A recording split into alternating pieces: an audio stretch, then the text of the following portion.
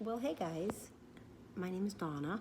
I am gonna talk to you a little bit about what schizophrenia looked like in my house in honor of it being Mental Health Awareness Month and also in honor of Schizophrenia Day. I think it's National Schizophrenia Awareness Day as well on May 24th. In fact, I'm wearing my SARDA t-shirt here, which stands for Schizophrenia and Related Disorders Alliance of America.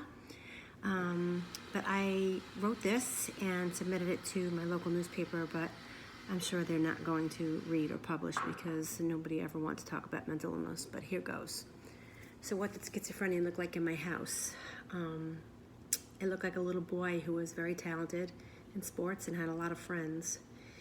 It looked like a 6th grade boy who got in trouble for touching a girl's boob, and then honestly the school requiring a psychologist visit to clear his return to go to school.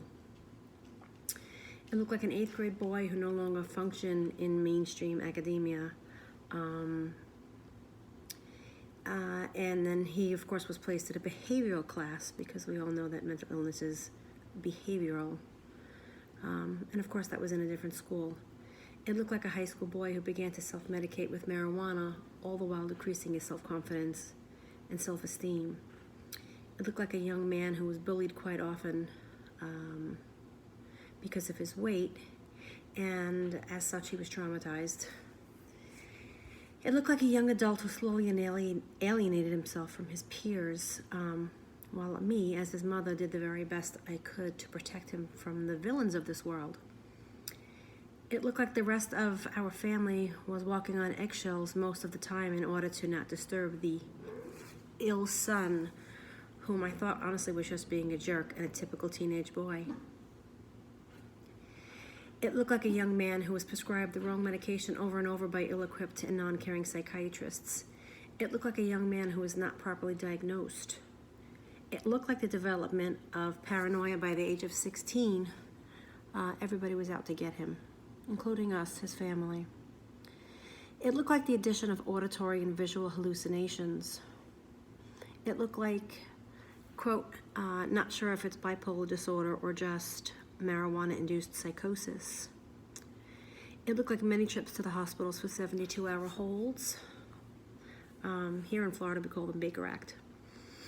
It looked like being in and out of a couple of dual diagnosis facilities that preyed upon those families who truly needed the help because they were honestly clueless, like us. Yet those facilities fell short because they offered no real continuum of care. Just here are your scripts, go to the intensive outpatient program, and you'll be fine. It looked like eventual complete isolation. It looked like Alex spending all of his time by himself in his room and insisting he has no mental illness because that's what happens to the brain.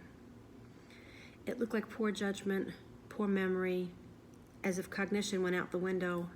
Everything was floundering. It looked like legal trouble loomed. It looked like me begging for a higher power to please help us do something. It looked like a family that was nearly destroyed until it looks like it does now.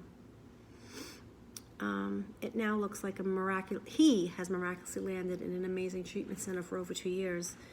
It looks like he has a community of peers that accept him and whom help each other. And now looks like a man who is medication compliant and sober for over 2 years. And now looks like he will never be the same person as he was before illness set in, but he is still our family, and we will support his healthy journey to living with this non-curable illness. It looks like hope. I think it looks like a lot of families.